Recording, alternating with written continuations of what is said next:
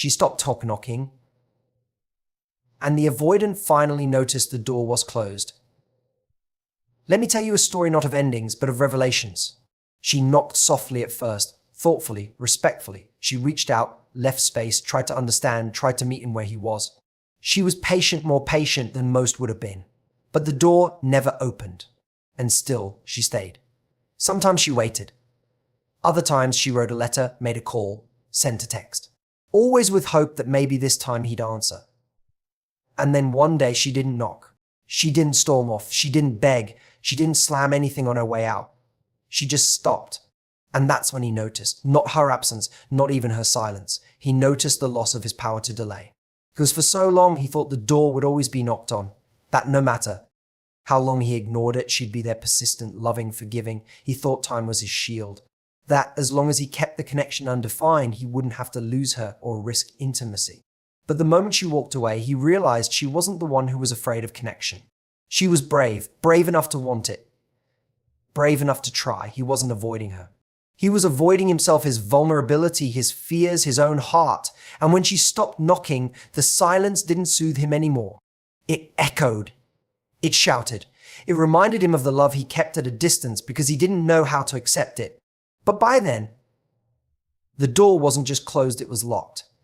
And not out of bitterness, out of self-respect, out of peace, out of finally understanding that someone who wants to meet you doesn't make you stand outside. So if you've been knocking, ask yourself, how long will you keep showing up for someone who won't even turn the knob? Because sometimes the most powerful move isn't shouting through the door, it's walking away without a sound. When someone truly values you, their actions reflect in a consistent and reliable way. You don't have to decode their mixed signals or justify their lack of effort. Consistency isn't about grand gestures, it's about showing up day after day in ways that say, I'm here and I care. It's easy to be charming on a good day or present when everything is convenient, but consistency shows itself in the quiet, unglamorous moments, replying to a message, checking in when you're having a tough time, making space for you even when life is busy. When someone wants you in their life, you won't have to audition for the role. People often get caught up in the potential of a connection, holding on to the good moments as proof of something deeper. But potential without follow-through is just a fantasy. A person who values you doesn't leave you guessing. You won't find yourself obsessing over the meaning of a delayed response or wondering whether they'll show up for plans you made together. Instead, you'll feel emotionally safe because their behavior aligns with their words. They say they care, and then they act like it. They make time. They communicate clearly. They take your feelings into account. This doesn't mean they're perfect, no one is, but their effort remains steady even when life gets messy. In contrast, inconsistent behavior is a red flag we often ignore. We excuse it by saying they're busy, stressed, not good at communication. But deep down, we know when we're being emotionally starved. We know the difference between someone who's emotionally present and someone who's just temporarily available. And still, we try to convince ourselves that the highs are worth the lows, that the warm moments are enough to balance out the cold ones. We hold on, hoping that one day their actions will match their words, but that day rarely comes. The truth is, the right person won't require you to become a detective or a mind reader. You won't have to craft the perfect message to get a reply or keep lowering your standards to keep them interested. You won't have to keep proving your worth to earn basic respect and attention. With someone who values you, their consistency provides stability. It creates a foundation you can build on. It shows emotional maturity. It shows that they don't just desire connection, they're ready to maintain one. We teach people how to treat us based on what we tolerate. When we accept inconsistency, we silently communicate that we're okay being an option rather than the priority. But when we hold our standards with quiet strength, we make space for the kind of connection that doesn't leave us exhausted. You don't have to demand consistency from someone who genuinely values you. They'll offer it freely because they see your presence in their life as something worth nurturing. Avoidance is often misunderstood. It's easy to mistake it for mystery, for depth, for someone who's simply complex or hard to read. But the truth is, avoidance doesn't signal emotional depth, it often reveals emotional immaturity. When someone is avoidant, they're not operating from a place of emotional intelligence or intentional boundaries, they're reacting from fear. Fear of closeness, fear of being vulnerable, fear of losing control. And instead of facing that fear, they build walls and call them independence. They keep things vague, distant, undefined, not because they're being thoughtful, but because they don't have the tools or courage to be emotionally available. What often confuses people in relationships with avoidant partners is that avoidance doesn't always look cold or detached. Sometimes it comes dressed in charm, in moments of connection that feel real, in fleeting vulnerability that seems like a breakthrough. But just when you feel you're getting closer, they pull back, they create space, they withdraw, they delay. And you're left wondering what you did wrong when really it's not about you at all. It's about their internal conflict. They crave connection, but they fear what comes with it. So they sabotage intimacy before it gets too real. People who are emotionally avoidant may not even realize how much damage they're doing. They often believe they're just not ready or that they need more time. They say things like, "I don't want to hurt you," or "I'm afraid of ruining what we have." But these words, while seemingly thoughtful, are just ways to avoid taking responsibility. Instead of doing the hard work of looking inward, of confronting their patterns, fears, or past, they keep the people around them at arm's length. And in doing so, they hurt the very people who are trying to love them. The most dangerous part of being with someone avoidant is the confusion it creates. You start to question your expectations. You begin to think maybe you're asking for too much, even when what you want is basic: honesty, closeness, clarity. You start to believe that love is supposed to feel like walking on eggshells, like waiting for someone to finally be ready. But it's not. Love isn't about managing someone else's anxiety. It's not your job to regulate their discomfort by minimizing your own needs. We have to stop romanticizing avoidance. It's not mysterious. It's not attractive. It's not a sign of someone who feels deeply. It's often a lack of emotional development, a refusal to step into discomfort and grow. There's nothing noble about withholding affection or dodging accountability. Real emotional strength lies in openness, in the willingness to show up even when it's hard. And if someone isn't doing that, it doesn't mean they're too deep to be understood. It usually means they're too afraid to be seen. Silence is often misunderstood. People assume it's passive, weak, or an act of giving up. But in truth, silence can be one of the most powerful tools we have, especially in relationships where our words have been ignored, our needs overlooked, and our efforts taken for granted. When you've spent days, weeks, even months trying to be heard by someone who only listens when it's convenient, silence becomes more than a lack of noise. It becomes a message. And it speaks volumes. For so long, many of us stay in situations where we keep talking, keep explaining, keep giving someone chance after chance to meet us halfway.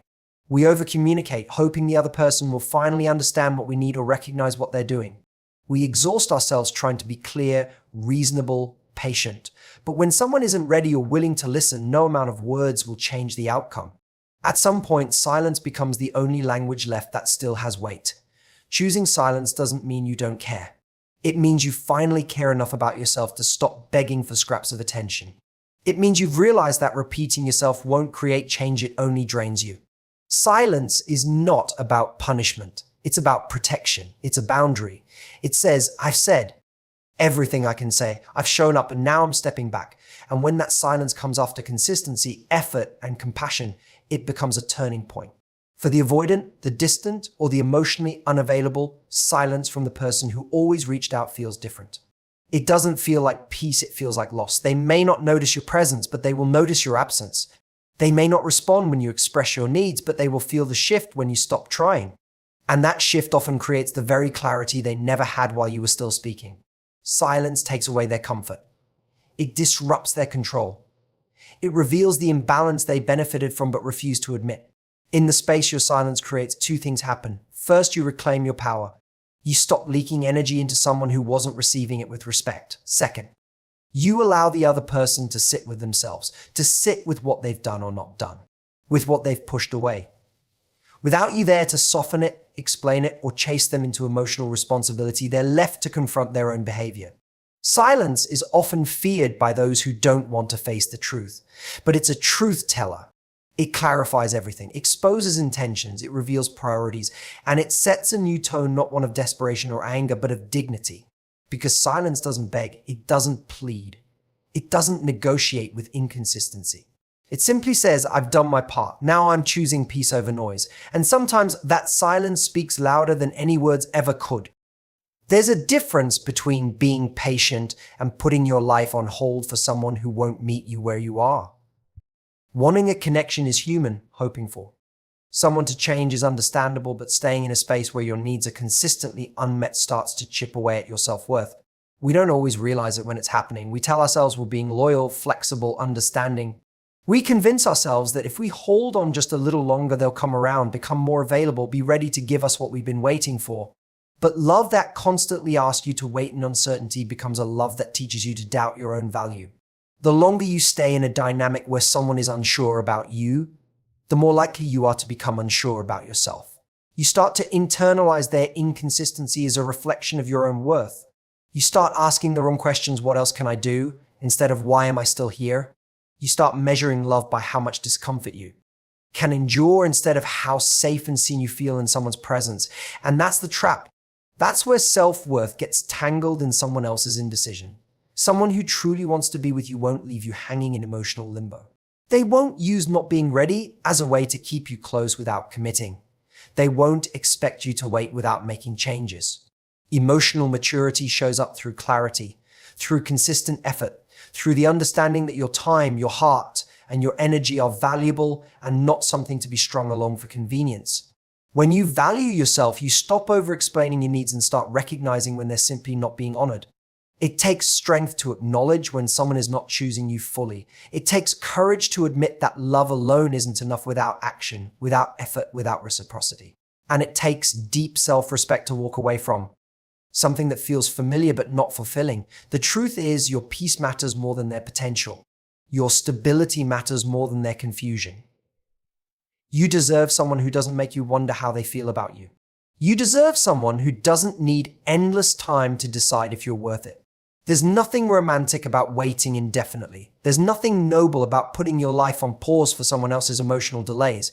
Real love doesn't ask you to prove yourself over and over. It meets you. It shows up for you. And most importantly, it chooses you not just when it's easy out convenient, but consistently in small and meaningful ways. You don't have to earn that. You don't have to chase it. You simply have to believe that you're worth more than half-hearted effort and indefinite waiting. Because you are. Letting go is often misinterpreted as failure, like you've given up or could not make something work. But there's a quiet strength in walking away from what no longer serves you, especially when you've done everything you could to make it work. Letting go isn't a weakness. It's an act of self-respect. It's the moment you stop begging to be chosen and start choosing yourself. You realize that holding on to someone who keeps hurting you or leaving you in emotional limbo is far more damaging than being alone. When you let go, you're not dismissing the memories or pretending the connection never mattered. You're simply acknowledging that love isn't supposed to feel like a fight to be seen. You can care deeply about someone and still recognize that they're not capable of giving you what you need. You can have love in your heart and still walk away from someone who keeps you questioning your worth. That's not giving up, it's protecting your peace. Peace doesn't come from the moments where someone finally shows up after you've pleaded for their attention. It doesn't come from inconsistent affection or last-minute apologies. Peace comes from the absence of confusion, from knowing where you stand, from no longer feeling like you have to work for something that should be mutual. Letting go means stepping out of emotional chaos and into clarity. It means choosing to stop romanticizing potential and instead looking at reality with honest eyes. There's pain in the process, of course. There's grief. There's the disappointment of what could have been, of the version of them you held onto in your mind. But in time, that pain transforms. You begin to breathe easier. You begin to feel yourself again, your energy, your voice, your confidence. You realize how much of yourself you gave away just trying to keep the relationship alive. And in that realization, there's freedom. It takes maturity to understand that love alone doesn't make a relationship healthy. It takes wisdom to know that sometimes, despite the feelings, the best thing you can do for your own growth is to let someone go. You learn to stop fighting battles that only you are showing up for. You learn to stop shrinking your needs just to maintain closeness with someone who avoids commitment. Letting go isn't closing your heart, it's making space for something better. For something that doesn't confuse you, silence you, or make you feel like your fears tuned for too much. You're not walking away from love. You're walking away from the version of love that kept you small, tired, and waiting. And in that act, you reclaim your strength. You remind yourself that peace is not a reward you have to earn through suffering, it's a birthright. And sometimes the bravest, most loving thing you can do is to stop fighting for someone who is never fighting for you. When you stop trying, stop reaching out, stop reminding someone you're still there, that's when the silence becomes undeniable. People often don't notice your presence when it's constant. They get used to the check-ins, the support, the effort, they expect it. Not out of malice, but because consistency can breed complacency in those who aren't matching your energy. But the moment you stop, the void you leave behind becomes unmistakable. The calls that no longer come, the texts that stay unsent, the plans that no longer include them, that absence echoes louder than any argument or explanation ever could. We spend so much time trying to be understood, trying to make someone see our worth. We explain our feelings, justify our needs, and wait for recognition that often never arrives. But the moment you stop showing up is when they finally feel the cost of your effort. It's not that they didn't know you were doing a lot, they just never had to imagine life without it. Your energy filled the gaps. Your effort kept the connection alive. Your presence made it easy for them not to try harder. But when you step back, they're forced to confront what they've been taking for granted. For someone who's emotionally unavailable or avoidant, your withdrawal disrupts the pattern. They were comfortable with you always being the one to close the distance, to initiate the repair, to keep the door cracked open. It gave them room to delay, to avoid, to remain distant without facing the consequences. But when you no longer play that role, the dynamic shifts. There's no longer someone cushioning their indecision. No one left to interpret the silences or bridge the emotional gap. They feel the emptiness that your presence used to protect them from.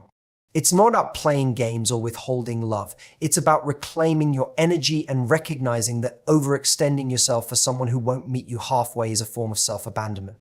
There's nothing noble about staying in emotional servitude to prove your devotion. Your love isn't more valid just because you gave it unconditionally. It becomes powerful when it's given consciously to someone who values it. And when that doesn't happen, choosing to stop becomes the clearest statement you can make. That decision isn't loud. It doesn't come with drama. It often happens quietly after one too many disappointments. You just don't text this time. You don't bring up the conversation again. You don't remind them of your worth anymore. And in that silence, everything becomes clear. They see the space you once filled. They feel the difference in their world. And while they may finally realize what they lost, it's not your job to wait for that realization. Because your absence is not just a message to them, it's a reminder to yourself that you are no longer willing to overstay in a place where you are not fully received. That your love is no longer a constant they can count on while giving you nothing in return. And so when she stopped knocking, it wasn't out of bitterness or spite, it was out of clarity. Clarity that her love had been showing up again and again to a door that never fully opened. Clarity that her value wasn't in how hard she could hold on, but in knowing when to let go. When the avoidant finally noticed the door was closed, it wasn't because the knocking got louder. It was because the silence said everything. We often think that love is proven through effort alone. Through staying, through pushing, through trying harder. But real love, the kind that nourishes, grows, and sustains, meets you at the door. It doesn't leave you standing in the hallway, waiting. It doesn't ask you to become less of yourself just to feel more connected. The right person doesn't wake up when you leave, they stay awake while you're there. To anyone who's ever loved deeply and still had to walk away, you did not fail. You honored your heart, you showed up. And when it became clear that your presence wasn't being met with equal weight, you chose your peace. That's not weakness, that's wisdom. Thank you for listening, for showing up for yourself by being here, and for having the courage to reflect on love not just as a feeling, but as a choice to be with someone who chooses you to. If this resonated, let it remind you that your worth isn't found in someone else's recognition of it. It lives in how you honor it yourself. Take care of your heart. Protect your peace. And remember, when you stop knocking on the wrong door, you open yourself to the right one. Thank you and goodbye.